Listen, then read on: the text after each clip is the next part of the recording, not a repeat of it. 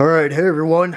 So today we're going to do a comprehensive video and camouflage effectiveness test of the 511 Tactical Veil Camo GEO7 Terrain Camouflage system.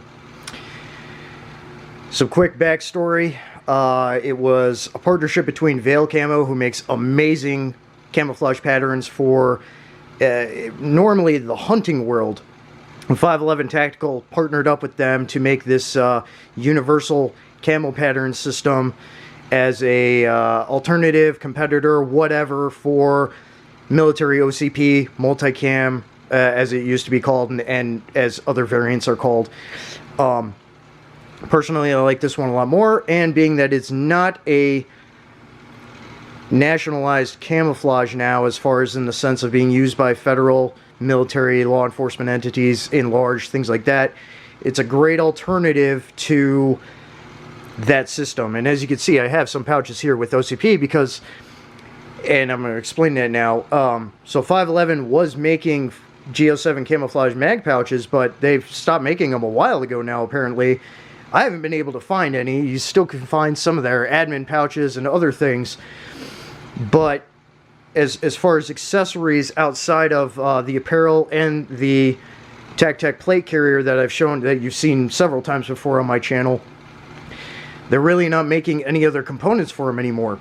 They also made a nighttime version of this system to, again, be competitive with multicam black or night, whatever you want to call it. It's a very nice, effective camouflage as well.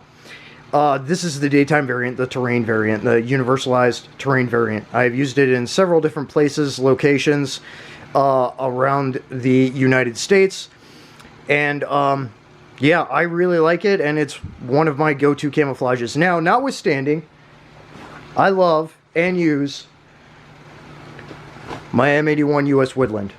Love this stuff, and I use it. I've got several uniforms, got the ops chest rig in it, and I've augmented, as you've seen in other videos, other systems to kind of be compatible, match, accompany, complement, whatever you want to say, for M81 US Woodland, because that is my other camouflage of choice, especially in my area. But this one, I really like this one. I really like GEO7 because it does work in a myriad of different environments, as has been tested before. And 511, as of right now, still retails this, but it seems like with all of the logistical production and supply issues that are going on with everything, including textiles and uniforms and tactical gear, they're not as available. They're still retailed on the 511 website, but like certain sizes aren't available right now and other things like that. And they've stopped making the accessory components and other things like I talked about, which is really unfortunate because I really, really, really like this camouflage, as I'll reiterate. So, covering some other things here, a couple of different options. So they have the duty pant. It's basically the 511 strike pant with some different changes. A little more elastine belt, brown sections on the back of the leg, on the knee, brown section. It's a little more breathable. It's a little more of a breathable section, again, because, you know, wearing knee pads or whatever for that use, and things like that. Otherwise, it's a strike pant. Extremely comfortable. Fits very well. I really like 511 pants. They just fit well, especially their strike pants. Are very comfortable, very functional, very usable. They have their combat shirts. Very comfortable to wear, pretty light, and again, complements with the TacTac plate carrier very well, as is purpose-driven for that matter. They also have your more BDU style shirt, buttons, and it's got Velcro pouches, you know, chest pockets, and things like that. Again, very functional, reasonably light. It is ripstop. Reasonably light, very comfortable, and that's a full spectrum camouflage for the BDU style, or more duty style top over the combat shirt. These are pretty much the three primary clothing components that they have, and then the plate carrier. Now, I do have two of their boonie hats But if you notice something, and I was talking back and forth with 511 on this, there's a quality control issue. The eyelets and this nylon band for putting foliage in, other stuff, miles gear, whatever, they're supposed to be brown, just like everything else. Some kind of production flaw or flub in making those, where they all ended up having black bands on them, and they've been recalled. Those are not available anymore. I've got a couple. I've got two. I've got two that of the misprinted, mismanufactured stuff, and I use it. It works well. I used it down in Winter Forge at the One Shepherd Leadership Institute training grounds with SNS Training Solutions.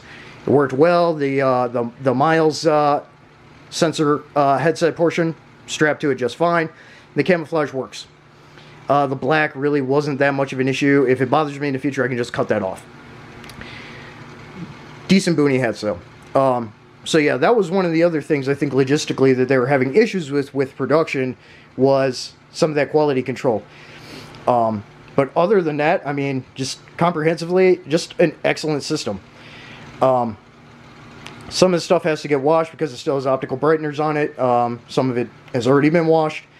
So that's why you might see a little bit of differentiation in some of the coloring right now, just on this light, in this light. But yeah, that pair needs to be washed. Some of the dyes can run out, optical brighteners will be removed, things like that. I honestly don't know if the dye that they use is IRR compliant, but overall system, and when I talk to people, when I trained at Winter Forge, like Brent0331, he said that it just kind of looked like I was wearing just a standard ripstop uniform in under night vision. So really no difference in other uniforms that you're going to have in that regard. Overall, I really like, I've already said I really like the system. You've seen the modifications I've made to the TacTac plate carrier to make it fit my needs a little bit better and not have some of the quirks that people don't like and I personally don't like. I'm not operating near a lot of freaking water and like other stuff. I mean, there's a lot of water here, but I'm not going to be going for a swim with the plate carrier on by any intent.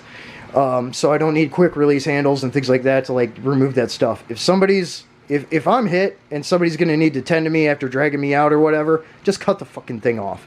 Not hard, and I carry trauma shears on it with my IFAC when I do that. So whatever.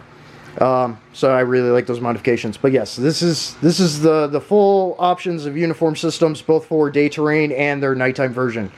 And this is pretty much all that's left. The boonies, as far as I know, they only make the nighttime version now, as far as the last time I looked on the website. And there's only limited amounts of sizes right now available for the day terrain. I really hope that they continue with the production of this camouflage system, because it is extremely functional. Look at it. It works in wooded terrain extremely well, and we're going to be testing that. The next part of this video is I will be out in various locations testing it in different environments with different types of canopy covering, just archipelagos, things like that. Okay, so that's what you're going to see, but it works across the board and spectrum, really, in just about any climate.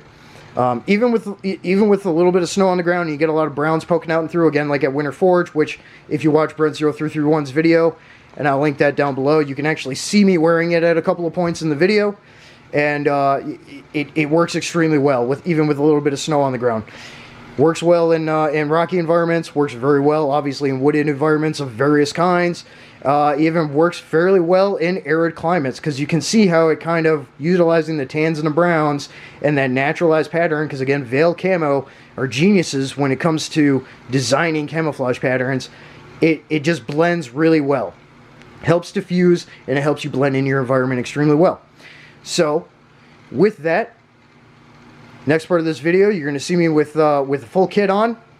I will be covering my face with a different face covering. I'm not going to go camo paint. I'm going to use an actual face covering and some gloves, and we'll see what it looks like out in the woods, okay? The other thing I forgot to add, there's also a rain shell jacket with the same camouflage. So, and I've worn that before too. It works extremely well. Light, comfortable, actually helps insulate a little bit, especially in winter. Yeah, no, I like it. So that was the other thing.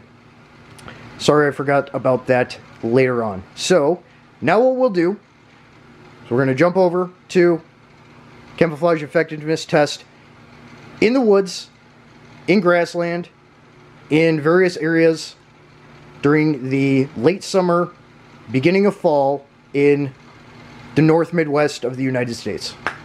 Let's go.